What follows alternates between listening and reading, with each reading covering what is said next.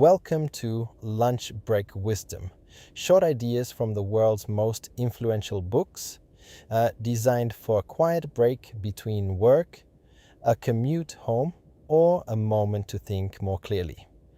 Today's episode explores one of the most important works in the history of philosophy, The Republic, written by Plato. At first glance, The Republic appears to be a book about politics, about governments, about the ideal state. But beneath these discussions lies a much deeper question. What does it mean to live a good and just life? This question concerned Plato deeply. He lived in Athens during a period of political instability. He witnessed corruption, power struggles, the execution of his teacher, Socrates, by democratic vote. These experiences forced him to ask, why do societies fail? Why do good people sometimes do bad things? What qualities should leaders possess? And perhaps most importantly, how should individuals govern themselves? Because for Plato, the health of a society ultimately reflects the character of its citizens.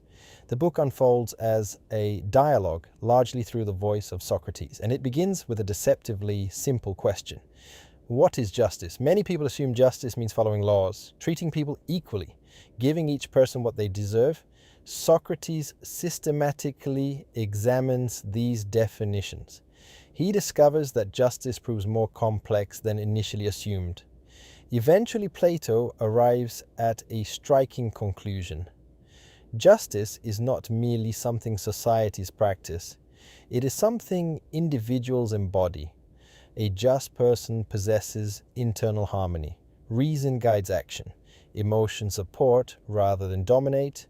Desires remain balanced. This leads to one of Plato's most influential ideas, the tripartite soul. According to Plato, the human psyche consists of three dimensions. The first is reason. Reason seeks truth, understanding, wisdom. It asks, what is right? What is real? What consequences follow this action? The second dimension is spirit. Spirit relates to courage, honor, ambition, the drive to act, the willingness to defend values. The third dimension involves appetite, desire for pleasure, comfort, food, wealth, recognition. None of these dimensions are inherently problematic. Problems emerge when they lose balance. If appetite dominates, impulsivity results. If ambition dominates without wisdom, aggression follows. If reason governs harmoniously, flourishing becomes possible. This model remains remarkably relevant. Modern psychology similarly recognizes competing motivations within human beings. Immediate gratification, long-term planning, emotional impulses, reflective judgment. Plato encourages integration rather than suppression. Another profound theme concerns education. Plato believed education should extend beyond information transfer. It should cultivate character, discernment, wisdom. He worried that societies emphasizing technical skills while neglecting ethical development would eventually encounter problems. Knowledge alone does not guarantee virtue. Intelligence without integrity can become dangerous. This insight feels increasingly timely. Access to information has expanded dramatically. Yet, wisdom remains scarce.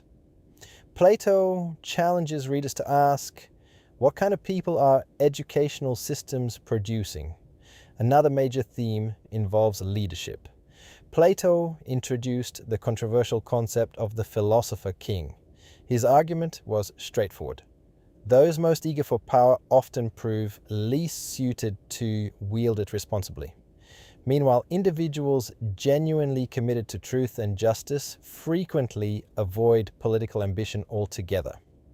Plato envisioned leaders possessing wisdom, self-discipline, humility, a commitment to collective flourishing rather than personal gain. Whether or not one agrees with his proposed system, the underlying question remains important. What qualities should society value in leaders? Charisma, popularity, competence, integrity. The conversation continues today. Perhaps the most famous section of the Republic concerns the allegory of the cave. Imagine prisoners chained within a cave, since birth. Unable to turn around, they observe shadows projected upon a wall. Because shadows constitute their entire experience, they mistake them for reality itself. Then imagine one prisoner escaping. Initially, sunlight overwhelms him. Reality appears confusing. Yet gradually, understanding deepens. He realizes that what he previously accepted as truth represented only partial understanding.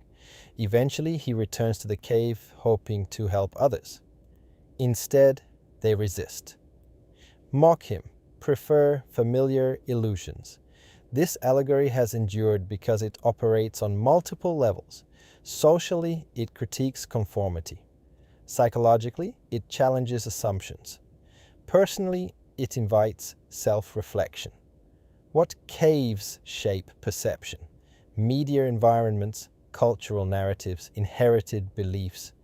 The allegory reminds readers that growth often feels uncomfortable. New perspectives initially disturb certainty. Yet, genuine understanding requires courage. The courage to question, to learn, to revise assumptions. Another recurring theme involves desire. Plato recognized that unexamined desires can dominate behavior. People pursue wealth endlessly, seek status compulsively, prioritize short-term pleasure over long-term flourishing. Moderation, therefore, becomes essential, not deprivation. Balance, the ability to enjoy life without becoming enslaved by cravings. This principle appears repeatedly across wisdom traditions. Aristotle called it the golden mean. Buddhism described the middle way. Stoicism emphasized temperance. Human flourishing frequently requires balance. The book also explores the nature of happiness. Many individuals assume happiness emerges through satisfying desires. Plato disagreed. He argued that genuine fulfillment depends upon harmony, reason guiding life wisely, values aligning with actions, relationships contributing to mutual flourishing. Pleasure alone proves insufficient. This perspective challenges consumer culture. More possessions do not necessarily produce deeper satisfaction. Meaning often emerges through purpose, contribution, connection. Another important lesson concerns humility. Socrates famously claimed, "I know that I know nothing." This statement did not reflect ignorance. It reflected intellectual honesty, awareness of limitation, the recognition that certainty deserves caution. Humility creates openness. Dogmatism restricts learning. Modern society often rewards confidence. Plato reminds readers that wisdom frequently begins with curiosity, the willingness to ask better questions. Another powerful theme involves responsibility. Societies do not deteriorate magically. Citizens contribute through choices. Leaders influence through decisions. Communities evolve through participation. Plato encourages active engagement. The pursuit of justice requires effort, education, reflection, courage. Ultimately, the Republic remains influential because it addresses timeless concerns. How should people live? What makes societies flourish? How should leaders lead? What constitutes justice? How can individuals distinguish truth from illusion? These questions transcend historical periods. Perhaps the greatest lesson is this: the most important form of leadership begins internally. Before governing organizations, communities, families, people must learn to govern themselves, to balance desires, cultivate wisdom, strengthen character, question assumptions, because societies ultimately reflect the individuals composing them. The cave still exists. Shadows continue competing for attention. Certainty remains tempting. Yet philosophy offers another possibility. The possibility of stepping outside familiar narratives, examining beliefs carefully, seeking truth sincerely, and returning not with arrogance but with compassion, recognizing that everyone navigates their own journey toward understanding, because perhaps the purpose of education is not merely acquiring answers, it is learning how to ask better questions. And perhaps the purpose of philosophy is not winning arguments, but becoming wiser human beings. One conversation, one reflection, one courageous step beyond the cave at a time.